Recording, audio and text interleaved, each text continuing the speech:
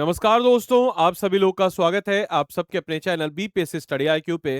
दोस्तों, आप सभी लोगों के लिए मैंने कुछ पिछले हफ्ते एक शुरू किया था सीरीज, जिसमें हम लोगों ने बिहार स्पेशल के रैपिड रिवीजन तरीके से चीजों को कवर अप करना शुरू किया था।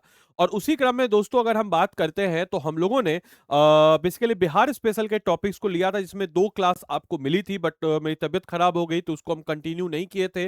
लेकिन आज उसका एपिसोड नंबर 3 है, जिसमें मैं आपको बताऊंगा राइज ऑफ मगध एम्पायर। यानी कि आज के इस क्लास में हम लोग जानेंगे राइज ऑफ मगध एम्पायर, जो कि टारगेट करेगा 72nd बीपीएससी प्रीलिम्स की परीक्षा को।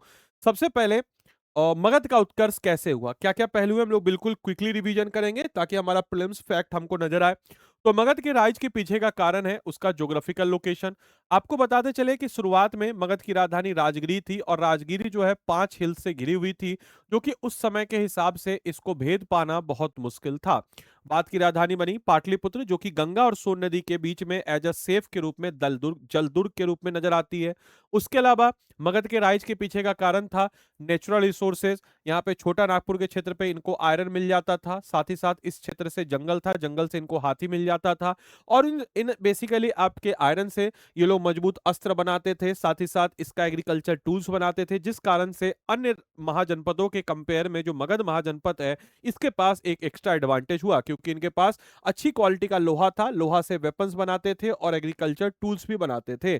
साथ ही साथ आपको बताते चले कि पहला ऐसा लार्ज स्केल ऑर्गेनाइज जैसे कि हाथियों का प्रयोग इन्होंने किया, और घने जंगलों में इनको हाथी मिल जाते थे। और हाथी समझिए कि आज के समय का जैसे परमाणु बम बड़ा इंपॉर्टेंट रिलेवेंट है, उस समय का हाथी इतना ही रिलेवेंट हुआ करता था। इसके अलावा इनकी आर्थिक प्रोस्पैरिटी, यानी कि फर्टाइल गंगा के प्लेन में अधिक समझिए कि एग्रीकल्चर सरप्लस लैंड हुआ, एग्रीकल्चर बेहतर होने से किसान अमीर हुए, किसान अमीर होने के बाद उनकी कमाई बेहतर हुई, कमाई होने के कारण वो टैक्स ज्यादा दिए, टैक्स ज्यादा हुए तो संपत्ति जो है, यानी कि जो खजाना है, सरकारी खजाना, जो राज्य का खजाना है, वो भी बढ़ा हुआ। व्यापारिक मार्गों पर इनका नियंत्रण था। गंगा नदी, ऑब्वियस सी बात है कि स्वर्णगिरी से जो भी सामान आता था, तो स्वर्णगिरी मतलब इंडोनेशिया वाला एरिया से, वो पहले बंगाल की खाड़ी होते हुए गंगा नदी से एंटर करता था, और पहला जो राज्य आता था उसमें मगध था। हालांकि अंग होता था, लेकिन अंग को मगध में मिला लिया गया था राजा बिंबिसार के द्वारा। और इसके अलावा आप देख सकते हैं कि राजगिरी के बारे में, कि इनका बेसिकली एक प्रोटेक्टेड कैपिटल था। 5 पहाड़ी, विपुलाचल, रत्नागिरी, उदयगिरी, सिंहगिरी, वैभवागिरी, ये 5 पहाड़ी 5 पहाड़ियों से घिरा हुआ था, और उस समय में इसको भेद पाना लगभग लगभग नामुमकिन था उस समय की टेक्नोलॉजी के हिसाब से।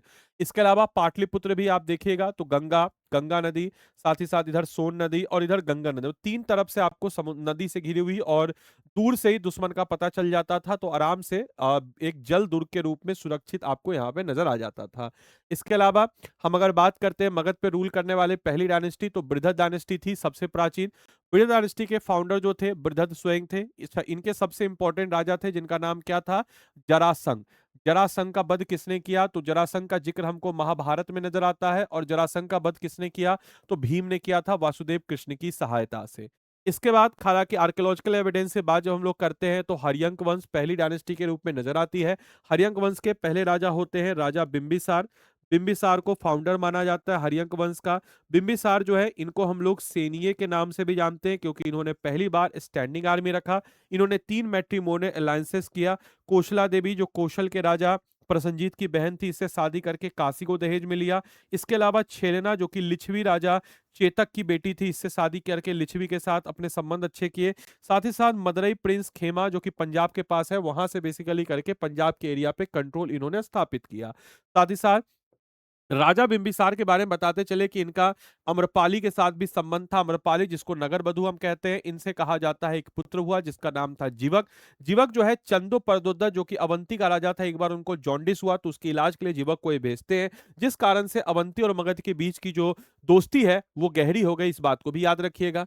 इसके बाद जब हम लोग बात करते हैं, जैसे अगर हम बात करते हैं एक एक करके हम लोग बात करते हैं आगे, शिशुनाग वंश, तो इसके संस्थापक जो है स्वयं शिशुनाग हुए। इन्होंने अपनी राजधानी को वापस से कहाँ रख दिया, तो वैशाली किया। आप कैसे किया, क्या किया, आपको बताते हैं। फिर नंद के संस्थापक महापद्मनंद, और मौर्य डायनेस्टी के बाद जब हम लोग करते हैं तो चंद्रगुप्त मौर्य इसके संस्थापक है। जैसे बृहद डायनेस्टी, तो इसके संस्थापक हुए बृहद। राजधानी इनकी गिरिवराज राजगीर थी। इनकॉर्डिंग टू पुराणों के अनुसार ये मोस्ट एंसेंट डायनेस्टी मगध की थी।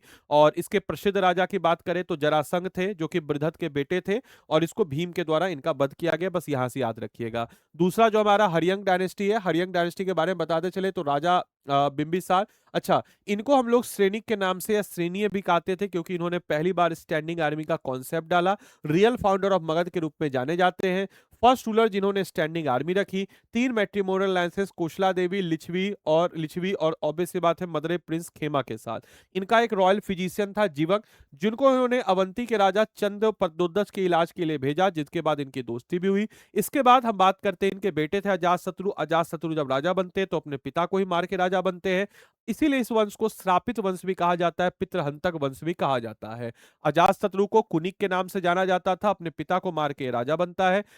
ये बेसिकली आगे जाकर के इसी के कारण कोशला देवी मर जाती है शोक से। जिसके बाद कोशला देवी को जो दहेज में काशी मिला था, उस काशी को वापस से प्रसन्नजीत ले लेता है, लेकिन अल्टीमेटली दोनों के बीच लड़ाई होती है। और इस लड़ाई के बाद वापस से प्रसन्नजीत अपनी बेटी का शादी, पहले बहन का शादी इसके पापा से किया था, बेटी का शादी जिसका नाम था वजीरा, वजीरा का शादी कर देता है अजात शत्रु से। इसके बाद इधर आपके लिच्छवी वाला भी परेशान होता है, तो लिच्छवी वाला किंग चेतक के ऊपर लड़ाई होती है, जिसके बाद यह वज्जी संघ को हराने हेतु रथ मुशाल महासील कंटक और अपना एक मंत्री था जिसका नाम था वत्सकर, इस वत्सकर को भेज देता है यहाँ पे, ताकि वो इसमें वज्जी संघ में फूट डाले और फूट डाल के फिर अटैक कर देता है। प्रथम बौद्ध संघ भी इसी के समय में हुआ था, लेकिन ऑब्वियस सी बात है कि भाई मतलब जैसी करनी वैसी भरनी, और इसने अपने पिता को मारा था तो इसके भी बेटे ने इसको मार दिया, और उदयन इसको मार देता है। और उदयन के बारे में याद रखिएगा कि इसने पाटलिपुत्र शहर को अपनी राजधानी बनाई, बस ये इंपॉर्टेंट पॉइंट है।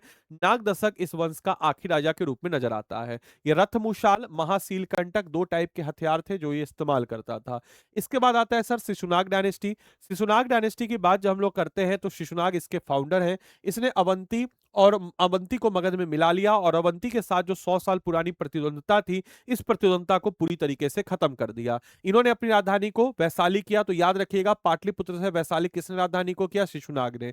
इसके बाद आते हैं काल अशोक। काल अशोक वापस से वैशाली से राजधानी पाटलिपुत्र कर देते हैं, और वैशाली को एज ए कल्चरल कैपिटल। याद रखिएगा काल अशोक के समय में 383 बीसी में इनके समय पे क्या हुआ था, तो सेकेंड बुद्धिस्ट काउंसिल हुआ था। इस वंश के आखिरी राजा नंदीवर्धन के रूप में जाने जाते हैं, जो कि इस वंश के आखिरी राजा हैं। नंदीवर्धन को मार देते हैं महापद्मनंद, और महापद्मनंद से शुरू हो जाता है नंद डायनेस्टी। पहले गैर क्षत्रिय राजवंश के रूप में नंद डायनेस्टी आते हैं।